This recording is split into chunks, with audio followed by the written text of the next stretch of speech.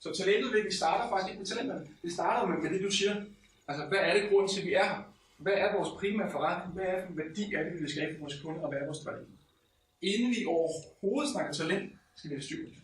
Så det er nummer 1. Nummer 2 er så, meget talentudvikling kigger på individer. Det er nok de færreste af jeres medarbejdere, som kommer ind på arbejde, og så sidder de i en kasse, og så ryger de ud kl. 16 og har ikke mødt nogen mennesker. Det er nok de færreste. Der er måske nogen, men det er nok de færreste. Så arbejdet foregår i relationer mellem mennesker, hvor der er opgaver imellem. Så hvis du skal være talentfuld, så skal du faktisk kunne indgå i relationer. Så skal du faktisk være rigtig, rigtig god i relationer. Så kan du skabe talent, ikke bare hos dig selv, men også den her vej. Altså omkring dig, dit pointe. Det bliver ret vigtigt, og det er ofte en overset pointe. Vi kigger meget på, hvad individet har, og ikke på nødvendigvis, hvordan han agerer, eller hvordan han gør andre bedre. Det tror jeg er ret vigtigt. Og det sidste er selvfølgelig individet selv.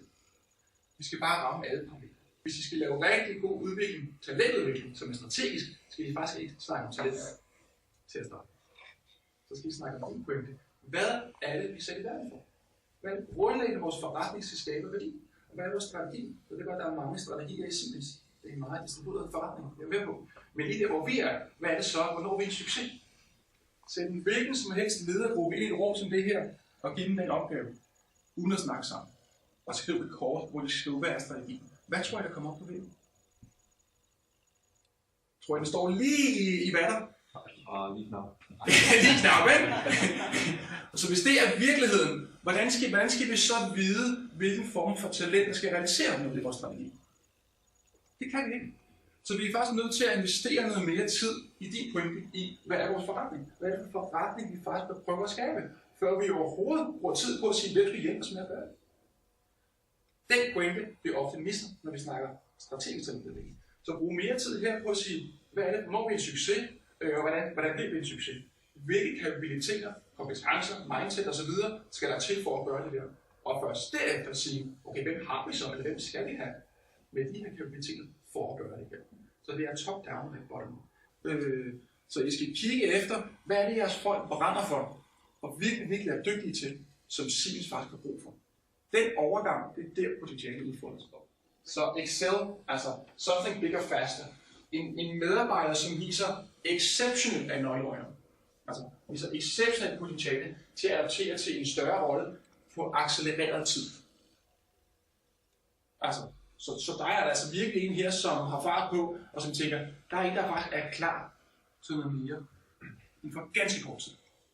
Det er rigtig, rigtig vigtigt. Så er det, den kalder stretch, strække jeres folk. Something bigger. Altså, at man viser potentiale, det her ord er væk. Det er det. Så viser potentiale til at adaptere til en større rolle, og øget ansvar og kompleksitet. Det hernede er faktisk også væk. Så tidsperioden her kan være længere. Ja. Det betyder ikke, at man skal opad. Det er ret vigtigt det her. Det betyder, fordi det er sådan traditionelt, vi alle sammen tænker, at så skal han opad. Nej, det er ikke sikkert. Det kan bare være, at I gør ham, virksomheden, jeg selv en bjørntjeneste, eller ved at flytte vedkommende. Det kan være, at det handler om større ansvar der, hvor man er, eller et skridt til siden. Det skal vi bare lige huske, for det er ofte det, vi glemmer, at potentiale kan udfordre sig på ekstremt mange måder i en karriere og i en organisation. I har ikke brug for at flytte alle op. Altså, så har I rigtig, rigtig mange af direktører der til sidst. Ikke? Så I har brug for noget, der også strækker jeres organisation den her vej. Det er rigtig vigtigt. Sidst, expand, altså at vise potentiale til at adaptere til en anden rolle, eller at ændringer i eksisterende opgaver. Det er også en potentialefaktor.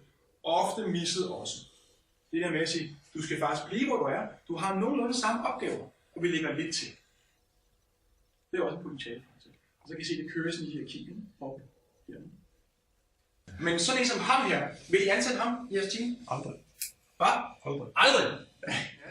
I skal formentlig have nogen, der ligner ham, eller som har nogle kvaliteter, det han kan. Rigtig meget udvikling af medarbejdere eller talenter. Det er fuldstændig validt det her. Det er en udvikling af kopier. Det er en udvikling af, kan man sige, corporate soldiers, som faktisk alle sammen ligner hinanden. Er det virkelig det, der er til stede i en organisation? Er det simpelthen noget, vi misser her? I de fleste organisationer, hvis man skal gøre det godt, hvis man skal gøre det rigtig godt og blive betegnet som et talent, så skal man gøre det, der bliver forventet af en. Så skal man være inde på den her midterbane. Ofte defineret af en individuel leder.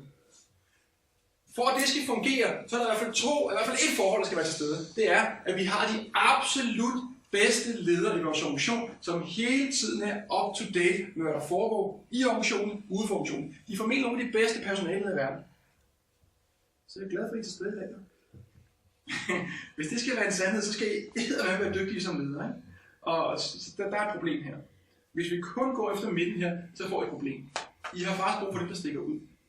Spørgsmålet er, stikker de for meget ud, så er det et problem. Så kommer vi ind med en formel ledelse. Men hvis vi starter med fra starten og ensrette hele butikken, så får I et kæmpe problem.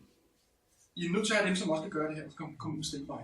Så hvem er det faktisk, der skubber lidt til jer i gang med det? Hvem er det, der er utålmodige? Hvem er det, der siger, kunne vi ikke nok? Er I så nysgerrige nok til at forstå, ikke bare reagere på hans adfærd, men reagere også på hans ambition? Hvad er det for en ambition, han udtrykker? Hvis I vil være blandt de bedste, så er I nødt til at betale prisen. Og prisen er I for nogle af de her gutter eller gutinder, som skubber. I skal så hjælpe med på sigt at kunne skubbe produktivt. Vi kan alle sammen være rebeller, det er jo ikke svært. Men kan vi være det på en måde, der skaber værdi? Det er jo test din pointe for starten. Skaber det en forretningsmæssig værdi, eller skaber det kun resultater for dig selv? Vi har alle sammen huller under vandoverfladen, hvor jeg ikke er dygtig nok. Der er nogle kritiske ting, hvor det skal lappes, hvis jeg enten skal udfylde mit nuværende job, eller det jeg gerne vil arbejde ind. Så er jeg nødt til at lappe det her. Hvad kunne det være? For mig kunne det være, at jeg skal holde et oplæg som det her i morgen i Lego på fransk. Ja, det var det tyske dag, ikke? Det er hul i båden. Det står simpelthen i vejen. Der er noget, der står i vejen, der er en kompetence, jeg ikke har. Enten så kan du lære det, eller så må du finde på noget andet. Så fix det. Klart fokus. Det er vi sindssygt gode til i organisationen. Gap-analysen, ikke? Hvor der mangler noget. Skal løfte os. Det vi ikke er så gode til, det er at tænke herover. Vi er ofte ikke så fokuseret her på styrkerne. Og styrken, det er to ting. Det er, hvor de jeres medarbejdere har høj energi i det, de gør. Hvor de er stærkt engageret. Kombineret med høj resultatskabelse. Begge dele. Høj resultatskabelse og høj engagement. Hvis vi kun har høj resultatskabelse og lav engagement, så er det en kompetence. Hvis vi skal arbejde med folks talent i programmer, i forløb, i drift, så skal vi arbejde med talent. De fleste talentudvikling, de arbejder ikke med folks talent. Det er meget pudsigt. De arbejder med det her. Velkommen, hvis vi har set et stort potentiale i dig, lad os fikse din huller. Bare. Så er vi i gang. Så er vi i gang. Det er fint nok, lad os fikse den, men hvad med det her talent for? Skulle vi prøve at få mere af det? Og pointen er, at vi skal have begge dele.